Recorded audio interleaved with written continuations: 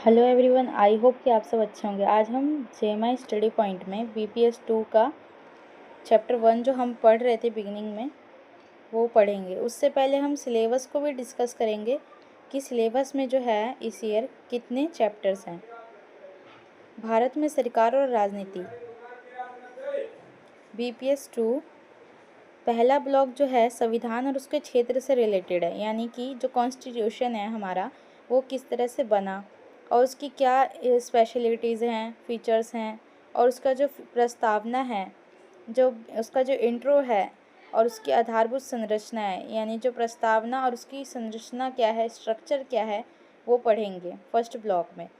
Second है मौलिक अधिकार और नीति निर्देशक तत्व। मौलिक अधिकार जो हमारे फंडामेंटल राइट्स होते हैं, पहले भी आप पढ़ चुके होंगे और अब भी आपको एक टॉपिक और एक चैप्टर दिया हुआ है स्पेसिफिक, और उसका कंक्लूज़न भी दिया हुआ है। पांचवा चैप्टर है राज्य के नीति निर्देशक तत्व। थर्ड ब्लॉक है सरकार के प्रकार। सरकार के जो टाइप्स हैं वो ये हैं: भारतीय संघवाद, केंद्र, राज्य और संसदीय सरकार। इन तीनों में डिफरेंस बताया है अलग अलग चैप्टर्स में। उसके बाद प्रधानमंत्री और राष्ट्रपति के पावर्स के बारे में बताया है, उनके शक्तियाँ और काम के बारे में डिस्कस किया है। मैंने जो प्रीवियस ईयर के क्वेश्चन पेपर दिए हैं वीडियो में, आई होप कि आपको वो लिंक मिल गई होगी पिछली वीडियो में। उसमें मैंने ये प्रीवियस ईयर के क्वेश्चन पेपर में और असाइनमेंट के क्वेश्चन पेपर भी भेजे हैं। तो असाइनमेंट में आपके इस साल के लेटेस्ट में इन सभी चैप्टर्स से रिलेटेड है, जैसे कि चैप्टर 1, उसके बाद चैप्टर 4, 5, चैप्टर 9। ये 4-5 जो हैं अभी जो मैंने चैप्टर्स बताए, ये सब असाइनमेंट के क्वेश्चन हैं और आई होप के एग्ज़ाम में ज़रूर से ज़रूर आएंगे। फोर्थ ब्लॉक है न्यायिक बोध। इसमें न्यायिक प्रणाली और न्यायिक पुनरावलोकन और सक्रियता 10वां और 12वां। एक तरह से तो ये पूरा ही ब्लॉक ही इम्पोर्टेंट है, लेकिन इसमें जो टॉपिक है न्यायिक पुनरावलोकन, न्यायिक प्रणाली के इंट्रो और न्यायिक सक्रियता, ये ज़्यादातर आ सकता है एग्ज़ाम में।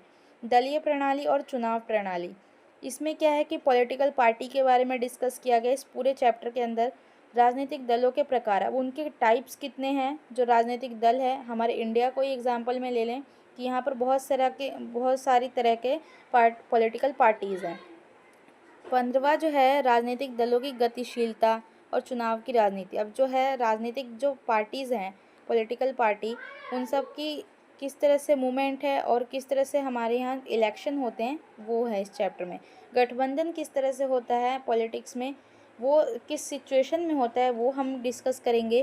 क्षेत्र, धर्म, जाति और भाषा, उन सब को लेके चुनौती क्या क्या हमारे समाज में होती है, हमारे राजनीति में होती है, जिसके बारे में हम इस पूरे सिलेबस में, इस बुक में पढ़ेंगे। So let's start. इससे पहले की वीडियो में मैंने आपको संविधान और उसके क्षेत्र से रिलेटेड संविधान निर्माण के बारे में बताया था। फिर भी एक बार शॉर्ट में समझ लेते हैं कि संविधान जो है वो 26 जनवरी 1950 में लागू हुआ।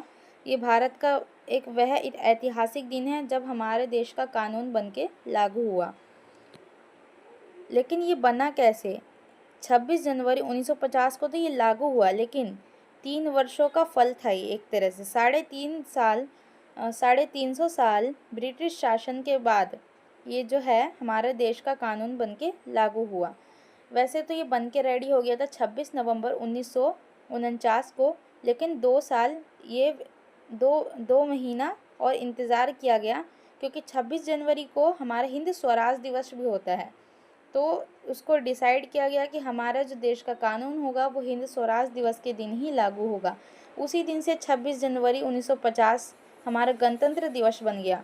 हालांकि बहुत से लोगों को ये पता नहीं है कि 26 जनवरी को क्यों रखा गया था ये डिसीज़न, जबकि बन के तो रेडी हो गया था 26 नवंबर 1949 को। हमारे देश का जो संविधान है, कॉन्स्टिट्यूशन है, वो बन के रेडी हो गया था।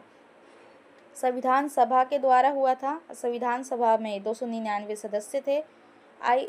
टोटल कैलकुलेशन कंफ्यूजिंग है थोड़ा, क्योंकि कुछ सदस्य पाकिस्तान में चले गए थे बंटवारे के बाद। संविधान का जो विकास है हम 5 भाग में बांट सकते हैं। इससे पहले मैंने आपको ईस्ट इंडिया कंपनी की स्थापना के बारे में बताया था।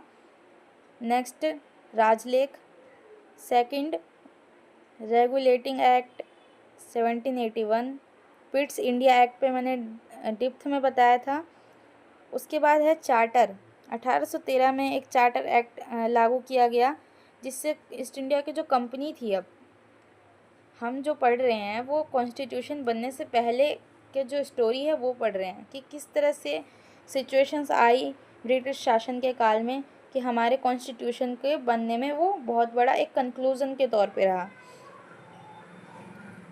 ये एक एक्ट चार्टर एक मतलब एक तरह से नियम तय किया गया था, उसमें कुछ चेंजेस हुए थे कंपनी को लेके, लेकिन उसका कोई इफ़ेक्ट नहीं पड़ा।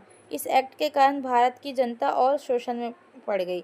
33 में भी वैसे ही एक चार्टर एक्ट आया। संविधान विकास और परिवर्तन दोनों ही दृष्टिकोण से ये चार्टर एक इम्पॉर्टेंट था, लेकिन कंपनी के शासन का अंत करने का प्रावधान रखा गया, लेकिन इसमें भी ये सफल नहीं हो सका।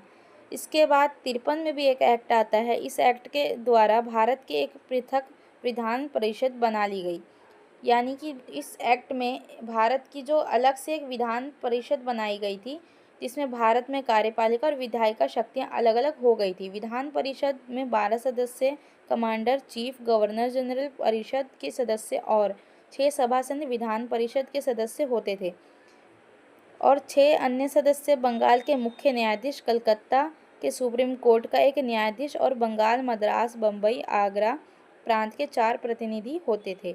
इस एक्ट से ही सर्वप्रथम भारत में क्षेत्रीय प्रतिनिधि होते थे। इस एक्ट से ही सर्वप्रथम भारत में क्षेत्रीय प्रतिनिधित्व का आरंभ हुआ, यानी कि शुरुआत हुई कि भारत का भी कोई एक नेता होना चाहिए, प्रतिनिधित्व होना चाहिए। लेकिन उसमें क्या था, एक भेदभाव ये था कि भारत के लिए तो ज़रूर किया गया था ये, लेकिन भारत के सदस्य ही नहीं थे, उसमें भी अंग्रेज ही हेड बने हुए थे। ये भी एक तरह से सफल नहीं रहा। तीसरा चरण यानी तीसरे पार्ट में हमने जो डिवाइड किया है, बुक में जो दिया है, भारत में ईस्ट इंडिया कंपनी के शासन का अंत कैसे हुआ, वो 1858 में हुआ। और ये टॉपिक बहुत ज़्यादा ही इम्पोर्टेंट है। भारत सरकार अधिनियम। अंग्रेज़ों ने अपने शासनकाल में जब कंपनी का अंत हुआ तो उन्होंने नियम, उपनियम, अधिनियम, बहुत सारे एक्ट जो कि अभी हम पढ़ते आ रहे हैं अभी इससे पिछले टॉपिक में, कि बहुत सारे चार्टर और एक्ट, अधिनियम ये सब लागू हुए। ये जो नियम था ना, इसके बाद बहुत सी चेंजेस आए। भारत सरकार ईस्ट इंडिया कंपनी जिस प्रकार भारत में शासन चला रही थी, उससे ब्रिटिश संसद और सामग्री दोनों ही संतुष्ट नहीं थे। इस टाइम पे क्या हुआ, 1857 में पहली बार भारत के जो लोग थे उनमें विद्रोह की भावना जाग उठी। उन्होंने अंग्रेज़ों के चालाकियों को समझा और ये विद्रोह लेकिन सफल नहीं हो सका। हालांकि इस टाइम पे लोगों के जीवन में राष्ट्रवाद की भावना पैदा हुई थी, लेकिन ये सफल नहीं हो सका। 1858 का जो एक्ट है for the better government of India के नाम से पारित किया गया, यानी कि जो गवर्नमेंट है वो बेटर किया जाए, उसको इस नाम से पारित किया गया। 1858 में अधिनियम के द्वारा भारत से कंपनी का शासन इंग्लैंड की सामग्री को हस्तांतरित हो गया। इंग्लैंड की सामग्री को ये जो था ये पोस्टपोन हो गया, ये जो भारत में जो कंपनी चल रही थी अंग्रेज़ों की।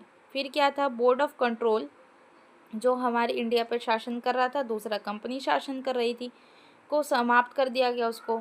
उसके बाद 7 निदेशक मंडल और 15 में से 9 सदस्यों को भारत में जो 10 साल तक रह चुके हो, जिनको एक्सपीरियंस हो, उन्हें नियुक्त किया गया। 15 सदस्य जो थे परिषद में, 15 सदस्य में से 9 को नियुक्त किया गया जो 10 वर्ष भारत में रह चुके हो। बाकी के 8 राजा द्वारा सेलेक्ट किया गया। इस दौर में जो रानी विक्टोरिया है वो राज की घोषणा करती हैं 1 नवंबर 1858 को। यही जो पोस्टपोन कर दिया गया समागी को, ये जो कंपनी है वो समागी के हाथ में दे दी गई, एक संस्था थी। तो यही घोषणा की गई थी 1858 में। नेक्स्ट हम देखते हैं कि इसमें इस अधिनियम के द्वारा बहुत से नए प्रावधान इंग्लैंड से ही प्रशासन संभालता था, इसलिए भारत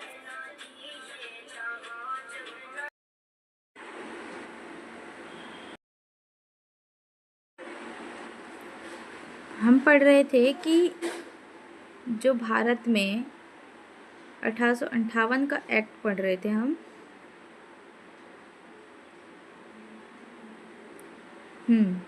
विधि निर्माण और प्रशासन में भारतीयों को किसी प्रकार का कोई प्रतिनिधित्व प्राप्त ही नहीं था। यही मैं बता रही थी कि अंग्रेजों ने भारत के ही लिए कार्यपालिका ये सब चीज़ें बनाई, लेकिन भारत के ही कोई सदस्य उसमें नहीं था जो भारत के लोगों के लिए ही नियम बनाए, कानून बनाए, तौर तरीके से एडमिनिस्ट्रेशन चलाए। वो खुद ही एडमिनिस्ट्रेशन को लागू कर रहे थे और खुद ही चला भी रहे थे। उनके गवर्नर्स, हर जगह एक वायसराय और गवर्नर जनरल को नियुक्त किया गया था। उसके बाद 1861 में भारत परिषद अधिनियम लागू हुआ। 1861 के भारतीय परिषद अधिनियम से इस भारत में प्रतिनिधि संस्थाओं का प्रारंभ हुआ, यानी कि नेता के संस्था बननी शुरुआत हुई। 1857 के विद्रोह से अंग्रेजों को यह विश्वास हो गया था कि भारत जैसे विशाल और विविधता वाले देश में बिना भारतीयों के सहयोग के बिना शासन करना नामुमकिन है।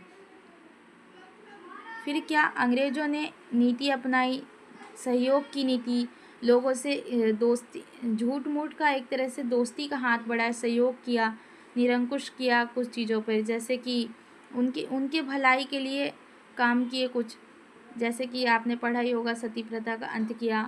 पर शुरुआत में तो वो नहीं समझे, लेकिन बाद में धीरे धीरे उन्हें लोगों को ये चीज़ें समझ में आने लगी कि जो गलत है सो गलत है और उन्होंने सही किया।